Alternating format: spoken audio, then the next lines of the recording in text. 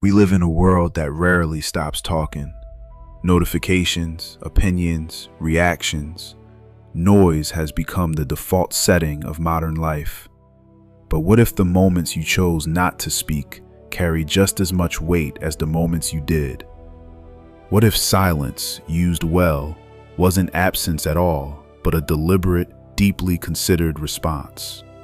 Stoicism, one of the oldest schools of practical philosophy, has always treated silence this way, not as something passive, but as a skill. Zeno, the founder of the school, is remembered for warning that it's better to stumble with your feet than with your tongue. Anyone who's ever regretted something said in anger or in haste already understands exactly what he meant. The Stoics didn't see silence as simply biting your tongue. They saw it as an active tool, something that could diffuse conflict, protect your peace, and sharpen your understanding of a situation before you ever opened your mouth. The question isn't whether silence has value, it's knowing exactly when to use it. Today we're going to walk through 9 specific moments where choosing silence isn't just wise, it can genuinely change the direction of your life. As we go, think about your own patterns. Where do you usually rush to respond? And what might happen if, instead, you let a measured pause do the talking? Drop a word in the comments before we begin, and let's get into it. Unfair criticism stings in a particular way, precisely because it feels undeserved. But the Stoics treated this exact moment as an opportunity, a chance to demonstrate real strength of character rather than react from wounded pride. Marcus Aurelius made a point that holds up remarkably well today. What disturbs us usually isn't the external event itself, but the judgment we form about it. And that judgment is something we can revise at any time. Applied to criticism, this means the sting often comes less from what was said and more from how we've decided to interpret it. Picture this: you're leading a project and your boss tears into it harshly, maybe unfairly. A Stoic response isn't to defend yourself loudly or to crumble. It's to calmly sift through the feedback for anything genuinely useful, while letting go of whatever isn't grounded in fact.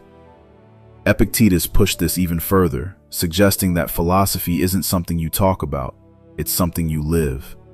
That means responding to criticism with composed, thoughtful answers, rather than defensive ones, and trusting that the quality of your actual work, over time, will speak for itself.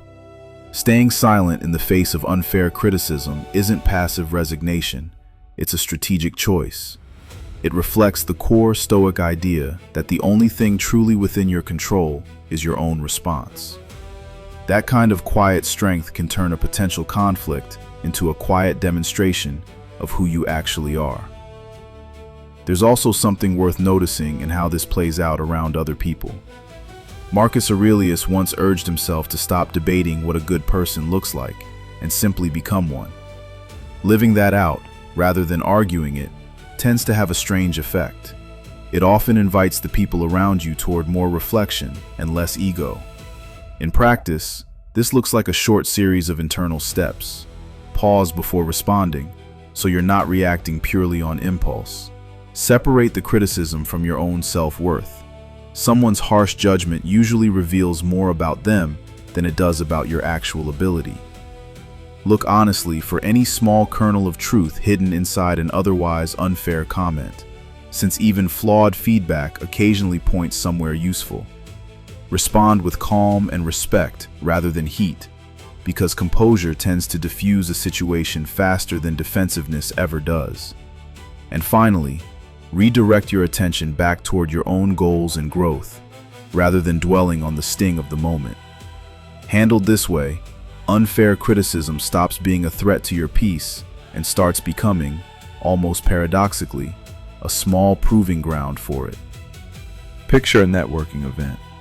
A colleague is going on at length about a recent promotion, a new car, a lifestyle upgrade.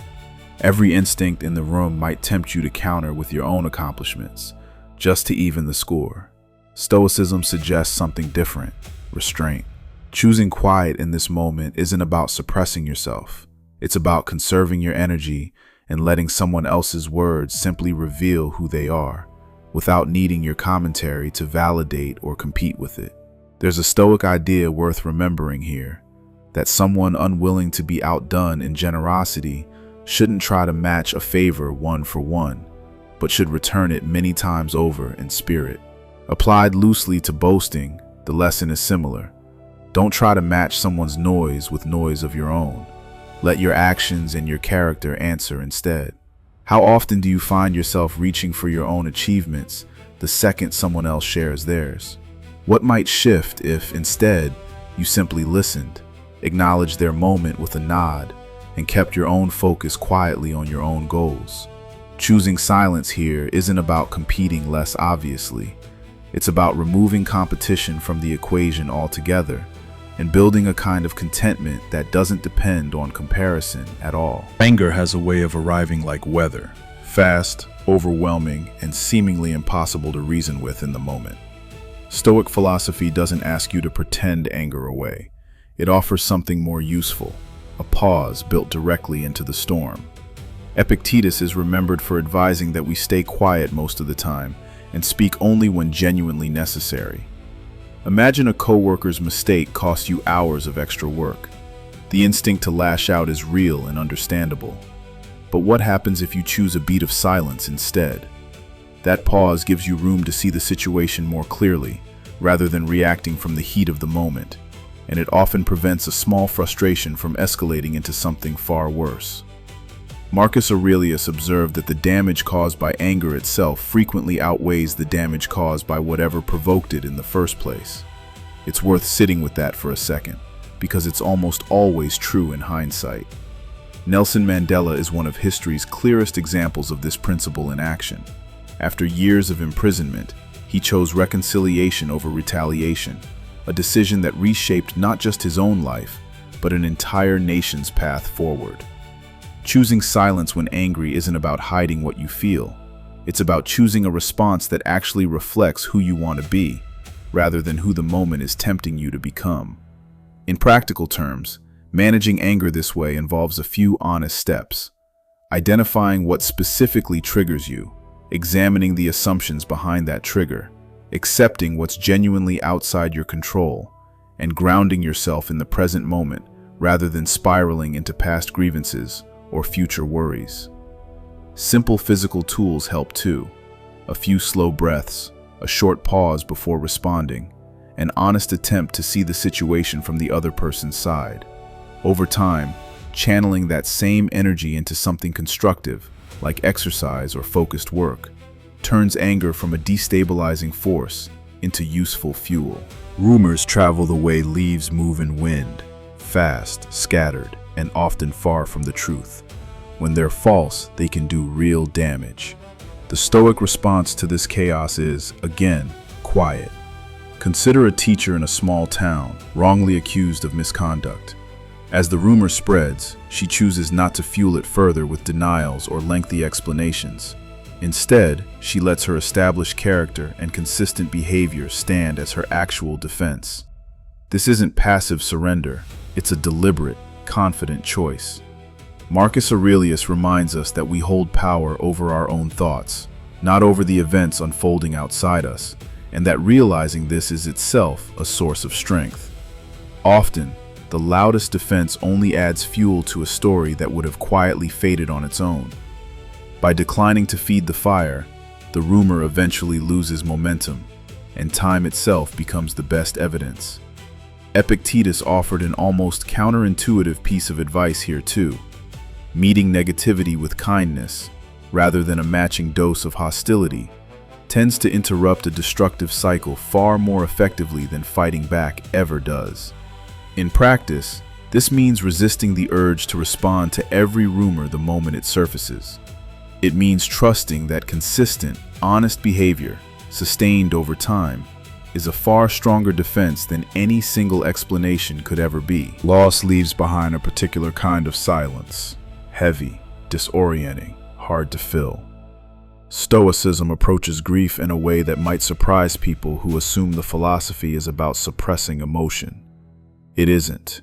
It's about understanding loss as part of the same natural current that brought love and connection into your life in the first place. C.S. Lewis, writing after the death of his wife, captured something close to this when he described his current pain as a reflection of the happiness that came before it.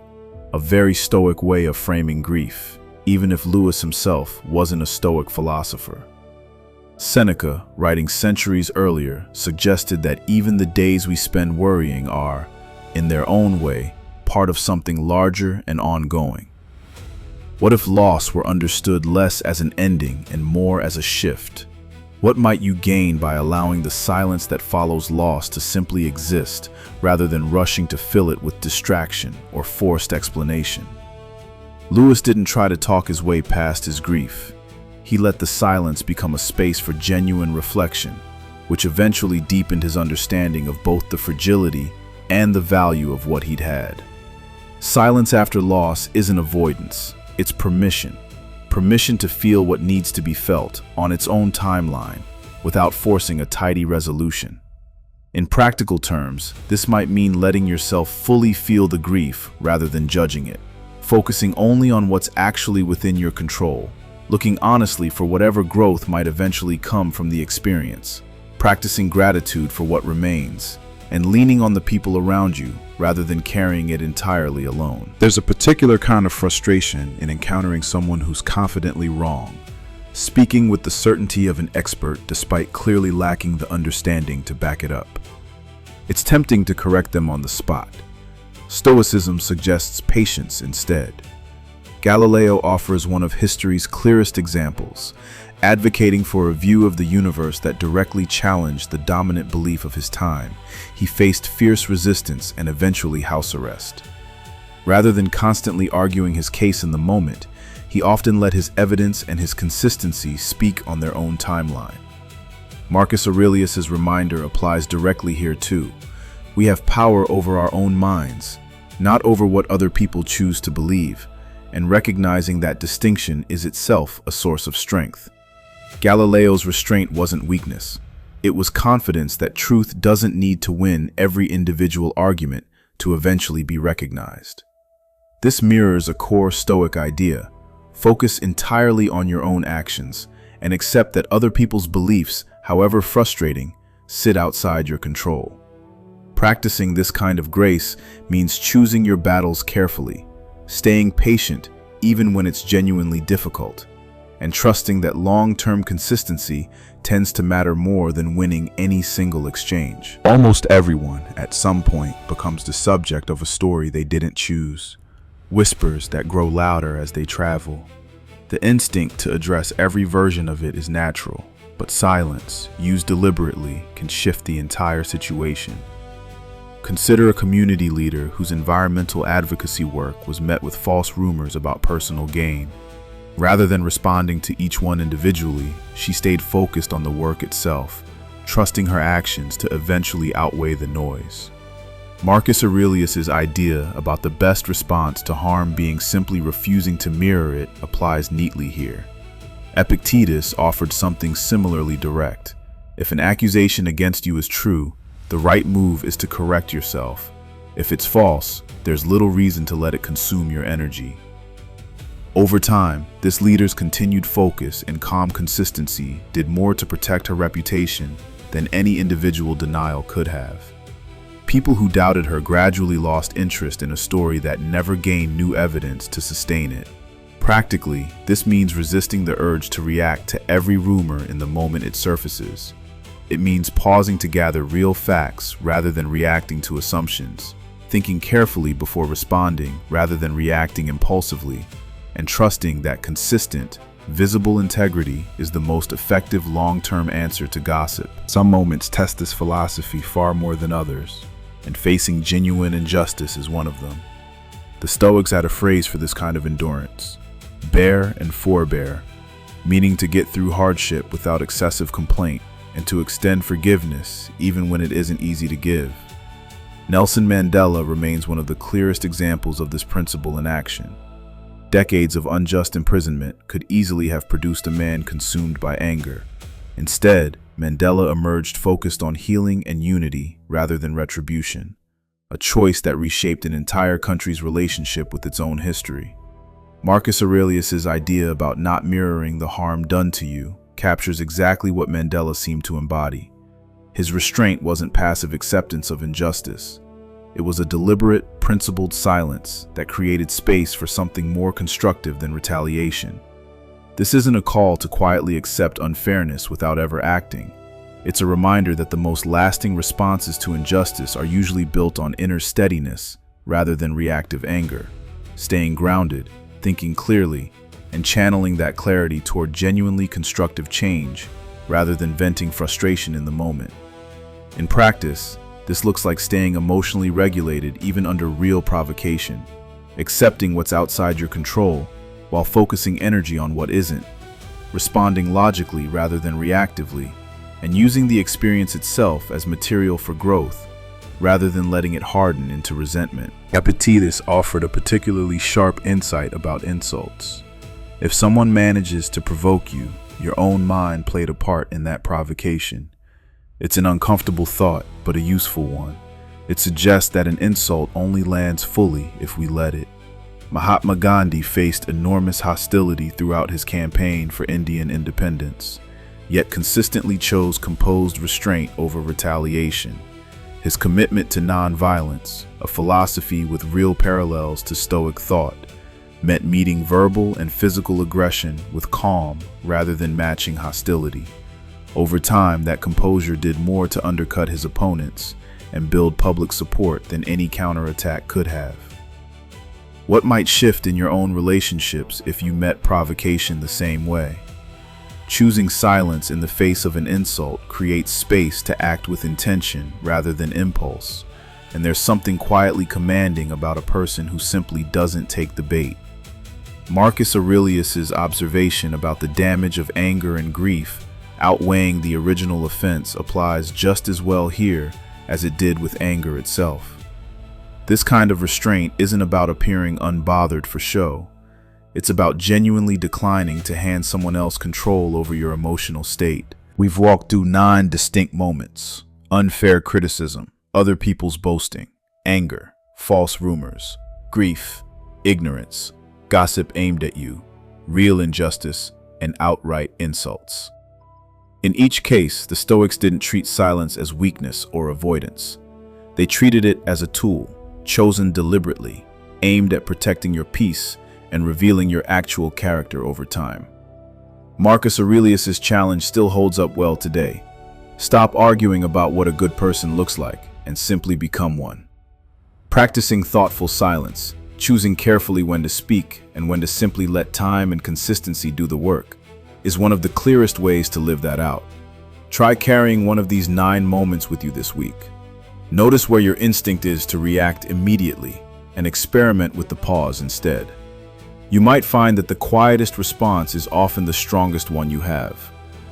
If this was useful, share it with someone who could use the reminder, and let me know in the comments which of these 9 moments hit closest to home for you.